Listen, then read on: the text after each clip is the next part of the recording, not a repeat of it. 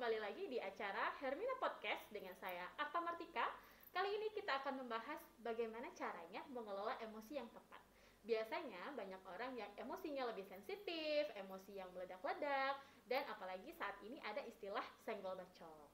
Nah, kali ini kita ada psikolog kita yaitu dengan Ibu Ismi Atika Abrar, MPSI Psikolog.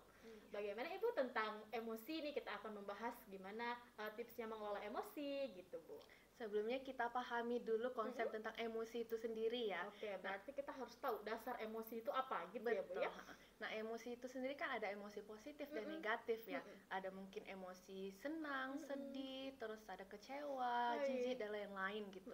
Nah, tapi entah kenapa kita itu justru malah menerima emosi yang positif dan kita itu cenderung mendenial emosi yang negatif itu. Karena mungkin memang emosi negatif itu tidak menyenangkan bagi kita sehingga kita itu cenderung menelan itu dan mengabaikan emosi itu sendiri. Baik. Nah, padahal sebenarnya emosi negatif yang kita pendam itu membahayakan bagi diri kita. Nah, seperti contohnya pada saat ini. Pada saat kita memiliki emosi negatif, terus kita tambah lagi dan akan meluap seperti ini. Nah, ini tuh seperti diri kita. Pada saat kita memiliki emosi negatif yang meluap, itu akan membahayakan dan justru seperti Mbak bilang tadi, jadi senggol bacok dan lebih sensitif itu tadi. Nah, bagaimana sih caranya itu kita bisa mengelola emosi kita ini dengan tepat tadi itu ya Mbak ya. Baik. Mungkin pertama kali kita kenali dulu emosi yang kita rasakan terhadap suatu situasi itu seperti apa. Entah mungkin kita pada saat ada di situasi kita dikhianati seseorang biasanya remaja kecewa pada jatuhnya iya ya, Bu, kecewa. ya. Nah, emosinya tuh kecewa, sedih gitu ya. Nah, kita pahami dulu saat ini tuh emosi kita apa dan jangan kita denial, kita terima dulu emosinya apa.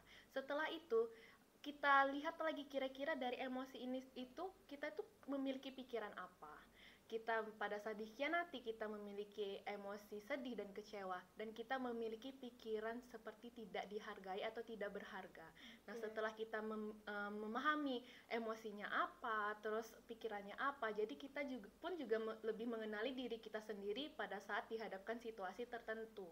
Nah, yang tidak kalah penting lagi itu kita itu bisa melakukan teknik relaksasi pernafasan. Oh, jadi itu berpengaruh ternyata ya, Bu ya. Betul, pada saat mungkin seseorang itu emosi, biasanya itu dia itu lebih nafasnya misal tersengal-sengal, ada reaksi-reaksi fisiknya. Mungkin bisa jadi juga sakit kepala, terus badannya kaku gitu ya. Pada saat relaksasi pernafasan dalam itu, jadi sirkulasi oksigen ke dalam otaknya itu lebih lancar. Jadi kita bisa berpikir dengan jernih, terus badan kita juga tidak kaku, jadi lebih rileks. Baik. Nah, caranya itu dengan cara kita tuh mengambil nafas melalui hidung, terus mengeluarkan lewat mulut. Jadi secara perlahan-lahan dilakukan terus-menerus agar pada saat kita emosi itu jadi lebih rileks lagi. Terus kita dapat berpikir lebih jernih lagi dan kita itu bisa lebih fokus lagi dalam menjalani aktivitas. Nah, yang tidak kalah penting itu sebenarnya kita itu perlu mewajarkan misalnya mewajarkan diri kita sendiri, mewajarkan orang lain dan situasi tertentu. Nah, bagaimana sih sebenarnya mewajarkan itu apa? Pasti bingung gitu. Mewajarkan itu misalnya pada saat kita itu di dalam situasi tertentu yang dikhianati tadi, kita mewajarkan kita memiliki emosi sedih, bahkan kita pingin nangis dan lain-lain, itu kita wajarkan karena situasi tertentu itu. Lain kalau misalnya tidak ada situasi tertentu, itu kan hal yang lain ya. Pada saat kita dihadapkan dengan situasi tertentu, kita mewajarkan kita memiliki emosi itu. Dan terhadap orang lain, kita mewajarkan misalnya kita itu berbohong atau mengkhianati orang lain, dia mungkin reaksinya itu marah gitu. Nah, kita mewajarkan reaksi dia seperti itu. Dan yang terakhir itu situasi. Pada saat mungkin kita itu sudah berusaha dengan giat, misalnya kita kerja atau belajar di sekolah, kita sudah mati-matian nih misal berusaha, tapi hasilnya tidak sesuai dengan apa yang kita harapkan. Nah, kita perlu mewajarkan itu karena hasil itu bukan kontrol dari kita. Pada saat kita sudah berusaha, yaitu kontrolnya kita, tapi hasilnya tidak sesuai, itu kan biasanya malah jadi mengecewakan kita dan jadi kita cenderung emosi sensitif.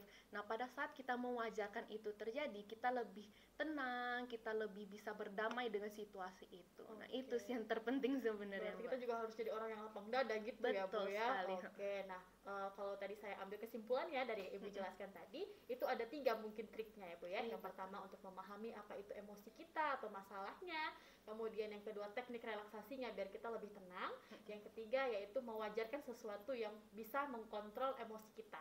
Nah, semoga sahabat Hermina memahami semua trik-trik emosi, jadi kita nggak mudah emosi lagi. Betul sekali. Gitu. Mungkin itu saja sahabat Hermina, kembali lagi di Hermina Podcast selanjutnya.